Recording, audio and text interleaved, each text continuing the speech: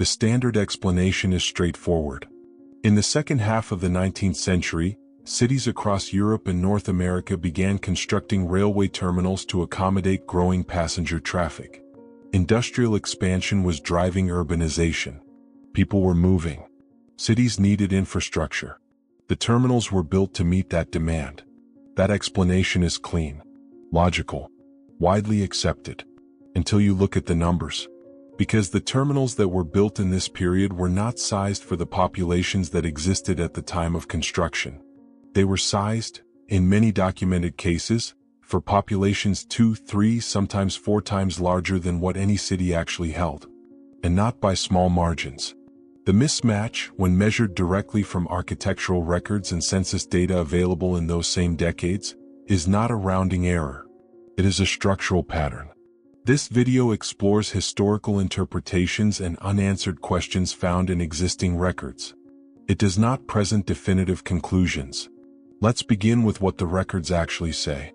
When Grand Central Depot opened in New York in 1871, the city's population was approximately 940,000 people. The terminal was designed with capacity projections that, by the architect's own documentation, anticipated sustained daily movement volumes that the city would not reach for another 30 to 40 years. This is not contested. The design briefs exist. The engineering estimates exist. The population census data from that decade exists. The gap between projected use and actual use at the time of opening was significant. But here is what makes this worth examining carefully. That gap was not unique to New York. St. Pancras Station in London opened in 1868. At the time of its opening, the area it served, the routes it connected, the volume it was designed to process, reflected an assumption of passenger throughput that exceeded contemporary travel patterns by a measurable degree. The station's train shed, engineered by William Henry Barlow, was at the time of construction the largest single-span roof structure in the world. It covered an area designed not for the rail traffic of 1868, but for something considerably larger. The conventional explanation is foresight. Victorian engineers, the argument goes, were planning ahead. They understood that cities would grow. They built for the future. This is a reasonable argument. Architects plan for expansion. Infrastructure is expensive to rebuild. You design with headroom. But the headroom in these cases was not modest. It was, in several instances, extraordinary. And the consistency of that headroom, across different cities, different architects, different funding bodies, different decades, is where the explanation begins to feel strained. Consider what building for the future actually requires. It requires a projection, a calculation, an estimate of how many people will use a facility within a defined time frame, used to justify the cost of construction to investors or municipal governments. These projections were not made arbitrarily. They were documented. They were debated. And in case after case, they pointed toward population densities and travel volumes that would not materialize for generations. Cincinnati's Union Terminal, though completed later in 1933, was designed with a daily processing capacity that, at the time of its opening, the city's entire metropolitan population could not have filled even under emergency conditions. It processed a fraction of its design capacity from the first year of operation. Washington, D.C.'s Union Station, opened in 1907, was designed to be the largest train station in the world. The city it served had a population of roughly 278,000 people. The station could process, by its own engineering specifications, volumes of daily passengers that would not align with the city's actual rail traffic for decades. These are not small mismatches. These are not buildings that were slightly optimistic. These are facilities whose scale appears, when measured against contemporary population data, to reflect a different assumption entirely, an assumption about how many people would be moving at what frequency and from where. The discomfort, when you sit with it, is not that large buildings were constructed. Large buildings are built for many reasons. The discomfort is the specificity of the overscale. Train terminals are not decorative structures. They are operational systems. Every platform, every concourse, every ticketing hall, every waiting room, each element is sized according to throughput calculations. You do not accidentally build a terminal 4 times larger than your city requires. You build it that size because some calculation somewhere justified that size. The question the records raise is, What were those calculations based on? Some researchers have pointed to the financing structures of the era, that large railway companies, backed by substantial capital, had incentive to build impressively as a signal of permanence and investment security. Monumental scale attracted further investment. The terminal was not just infrastructure, it was advertisement. This interpretation has merit. It partially explains the aesthetic ambition of these buildings, the vaulted ceilings, the imported stone, the cathedral-like proportions. But it does not fully account for the operational specificity of the scale. Decorative ambition does not explain the number of tracks laid. It does not explain the square footage of the baggage handling systems. It does not explain the sizing of the utility infrastructure beneath the floors, the pipe networks, the ventilation systems, the subterranean passages, all of which were engineered not for appearance but for function, and all of which reflected processing volumes that the contemporary population simply did not represent. There is a secondary explanation sometimes offered, that the engineers were accounting for regional migration, that these terminals were not serving only the cities they were built in, but were designed as nodes for mass population movement, immigration processing, regional transit, the anticipated flow of people relocating as industrialization reshaped the labor market. Again, this has partial validity. Immigration was a significant factor in late 19th century urban growth. But the timelines, when mapped carefully, do not fully resolve the gap. The terminals were operational, fully constructed, fully staffed, fully functional, in advance of the migration waves they are said to have anticipated. Infrastructure, as a rule, follows demand. It is built in response to pressure. The economic logic of construction requires demonstrated need before significant capital is committed. What the records of these terminals suggest, in case after case, is something that runs slightly against that logic. The infrastructure arrived first, and the population, slowly over the following decades, arrived to fill it. That sequence is not impossible, but it is unusual. And when it appears not once, not twice, but across a documented pattern of major terminals constructed within a relatively compressed historical window, the pattern itself begins to invite a different kind of examination, not of the buildings, but of the assumptions that produced them. The pattern in New York, London, Cincinnati, Washington, one could, with effort, explain each individually. Foresight, investment signaling, regional migration projections. Each case, examined in isolation, has a conventional answer that is not unreasonable. But the cases are not isolated. And that is precisely what makes the pattern worth examining with more care. Move westward across the United States in the latter half of the 19th century, and the same structural signature appears: terminals and rail infrastructure constructed at a scale that precedes, rather than follows, the populations they were built to serve.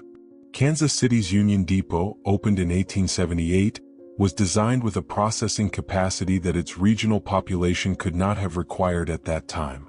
Chicago's first Union Station, operational from 1881, served a city that was growing rapidly, but even accounting for that growth rate, the facility scale reflected projections that ran significantly ahead of any near-term population reality. What is worth pausing on here is the geography. These are not coastal cities with established commercial histories. These are interior American cities, some of them still in relatively early stages of organized urban settlement. The conventional explanation for coastal terminals, immigration pressure, dense commercial traffic, existing population density, applies with considerably less force in the interior. And yet the scale is consistent. The railroad companies themselves are often cited as the explanation. The large railroad trusts of the Gilded Age, the Union Pacific, the Central Pacific, the Baltimore and Ohio, were powerful enough to build ahead of demand. They were speculating on growth. They were creating the conditions for population expansion by building the infrastructure that would make expansion possible and attractive. This is a reasonable argument, and it is one that economic historians have made in detail. But it contains a tension that is worth naming directly. If the terminals were speculative, built to attract population rather than serve it, then the scale of the speculation was, in several documented cases, remarkable. Speculation implies risk calculation. It implies an estimate of probable return within a defined period. The gap between terminal capacity and contemporary population, in case after case, represents not modest optimism but multi-generational projection. Some of these facilities would not reach functional capacity, would not operate at the throughput they were designed for until 50 or 60 years after their construction. That is not speculation in the ordinary business sense. That is something closer to certainty. A certainty about what the population would eventually become that preceded any clear evidence that it would become that. In the United Kingdom, the pattern extends beyond London. Birmingham's New Street Station, in its original Victorian configuration, was engineered for a passenger volume that the city's rail traffic at the time of opening did not approach. Liverpool's Lime Street Station, one of the oldest terminals in continuous operation in the world, with its first permanent structure dating to the 1830s, underwent successive expansions in the 1860s and 1870s that brought it to a scale considerably beyond what contemporary passenger data from those decades would seem to justify. Manchester's Victoria Station, opened in 1844 and expanded significantly through the 1880s and 1890s, presented a similar profile. The expansions were not reactive. They were not built in response to overcrowding or documented capacity failures. They were built in anticipation of movement that, in several cases, took considerably longer to materialize than the construction timelines implied. The United Kingdom's rail network is sometimes described as the product of chaotic Victorian competition. Multiple private companies building overlapping lines, resulting in redundancy and excess. This is historically accurate. The competitive dynamics of British railway expansion did produce inefficiencies. But redundancy and overscale are different things. Redundancy means duplicate routes. Overscale means individual facilities built larger than any single operator's traffic could justify. The records suggest both were present, and they were present simultaneously and consistently. There is a detail in the engineering records of several of these terminals that researchers have found worth examining. The underground infrastructure, the foundations, the utility corridors, the drainage and ventilation systems built beneath the main floors, was in a number of cases engineered to specifications that exceeded even the overscaled surface structures above them. Subsurface infrastructure is expensive. It is invisible to the public. It generates no aesthetic return on investment. It exists purely for operational function. When the subsurface systems of a terminal are engineered beyond the capacity of the terminal itself, it raises a question about what those systems were designed to support. This is not a claim. It is an observation that some researchers have flagged in architectural and engineering histories of the period. The observation is uncomfortable in a specific way. It suggests the overscale was not purely aesthetic or symbolic. It was, in at least some cases, structural and systemic. The excess was built into the bones of the facilities, not merely their facades. Step back from the individual cases for a moment and consider the compressed time frame. The majority of the major terminals under discussion, in the United States and the United Kingdom, were constructed or significantly expanded within a window of approximately 40 years, roughly 1850 to 1890. Different cities, different architects, different railroad companies, different municipal governments, different financing structures. And yet the signature is consistent. Facilities scaled for populations and traffic volumes that did not yet exist, built with a specificity that goes beyond decorative ambition, appearing within a concentrated historical period across two distinct national contexts. Consistency across unrelated actors is, in analytical terms, one of the more difficult things to explain by coincidence. The conventional explanations, foresight, competition, immigration anticipation, investment signaling, each account for part of the picture. None of them, individually or in combination, fully resolves the question of why the scale was as specific as it was, as consistently as it was, as early as it was. Some researchers, when mapping these patterns together, have begun grouping them under a broader interpretive framework, a label applied not necessarily to a specific historical actor or civilization, but to a set of recurring structural anomalies that appear across this period and that existing historiography has not fully resolved. That label and what it does and does not mean is something the records themselves, and the researchers who have examined them, approach with considerable variation. But the label exists, and the patterns that prompted it exist in the documents. What those patterns mean is a question that remains, in the most precise sense of the word, open. The word Tartaria, appears in historical cartography long before it appears in modern online discourse. On maps produced across Europe from the medieval period through the 18th century, the term was used, with varying geographic specificity, to describe the broad interior landmass of Asia and portions of Eastern Europe. It was a cartographic label. A placeholder, in some respects, for territory that European mapmakers understood imprecisely or described through second-hand accounts. The word carried geographic meaning, but its boundaries shifted from map to map, from century to century depending on the source. This is the documented, archival origin of the term. In contemporary usage, particularly in online research communities and certain documentary spaces, the word has acquired a second, distinct meaning, one that is less cartographic and more interpretive. In this second usage, Tartaria functions not as a geographic label but as a shorthand for a set of unresolved historical anomalies, architectural scale mismatches, infrastructure that precedes apparent demand, building techniques that some researchers find inconsistent with the tools and labor forces the official record attributes to them. It is important to be precise about what this second usage is and is not. It is not, in the more careful articulations of this interpretive framework, a claim that a hidden civilization was erased from the historical record.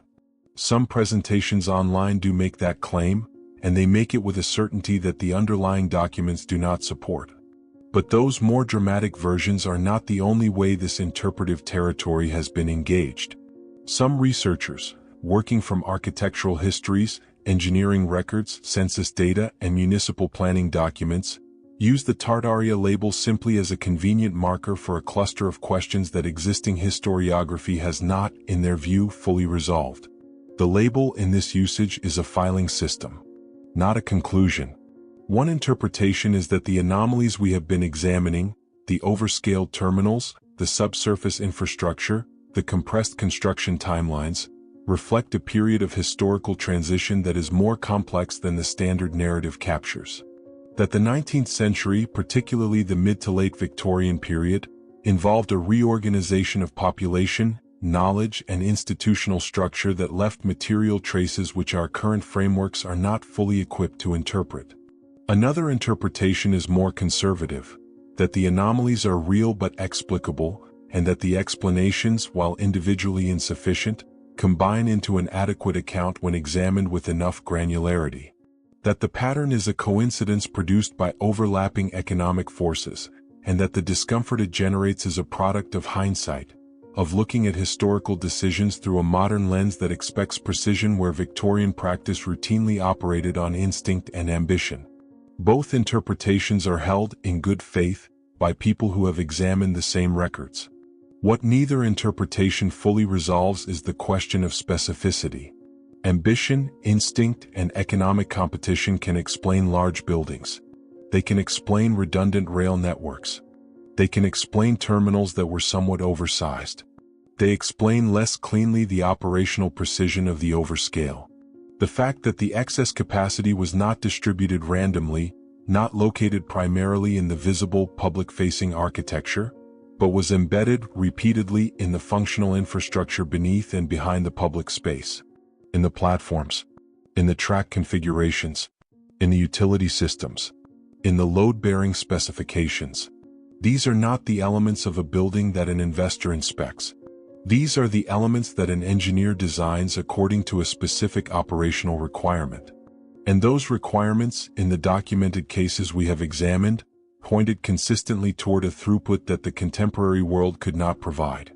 Some researchers suggest this points toward a form of institutional knowledge about population trajectories, about migration patterns, about urban growth dynamics, that was more sophisticated or more certain than the historical record typically attributes to the planners of this period. That somewhere in the decision-making process, there was a confidence about the future that exceeded ordinary projection. What the source of that confidence was, and whether it was systematically distributed across the multiple unrelated actors who produced these facilities, is a question the records raise but do not answer. There is a third interpretation, less frequently articulated, that occupies the space between the conservative reading and the more dramatic online versions. This interpretation suggests that the 19th century, particularly in the context of rapid industrialization, mass immigration, and the reorganization of global trade routes, was a period in which population movement was anticipated, at an institutional level, with a degree of confidence that has since been forgotten or de-emphasized in the standard historical narrative. That governments, railroad companies, and municipal planners were operating with projections about human movement that were both more sophisticated and more specific than contemporary accounts suggest. And that the physical infrastructure those projections produced is, in some ways, the most durable evidence of how those institutions understood the world they were building. Under this reading, the overscaled terminals are not anomalies at all. They are accurate reflections of what their builders believed was coming. The question this interpretation leaves open is whether that belief was correct, meaning whether it was based on accurate knowledge, or whether it was a form of institutional ambition that happened, over the following century, to be partially vindicated by demographic reality. Records invite that question. They do not resolve it. The Tartaria label, whatever one thinks of its more dramatic online articulations, has performed one function that is difficult to dispute. It has gathered, into a single searchable space, a set of historical anomalies that mainstream historiography has tended to treat as isolated curiosities. When you examine any one of these terminals in a standard architectural history, the overscale is noted, an explanation is offered, and the narrative moves on. The mismatch is not dwelt upon. It is not mapped against the same mismatch in other cities. It is not placed in conversation with the engineering records of the subsurface infrastructure or the financing documents that reveal what throughput volumes the investors were told to expect. The clustering, the act of placing these cases in relationship with each other and asking what they share, is where the interpretive pressure builds. And that pressure is not manufactured. It emerges from the documents themselves, read in aggregate rather than in isolation. Whether what the documents reveal in aggregate is a pattern that demands a new explanatory framework, or a pattern that existing frameworks can absorb with sufficient refinement, that is a question this examination does not resolve. What remains at the end of this inquiry is a set of buildings. They are still standing, many of them. You can walk through them.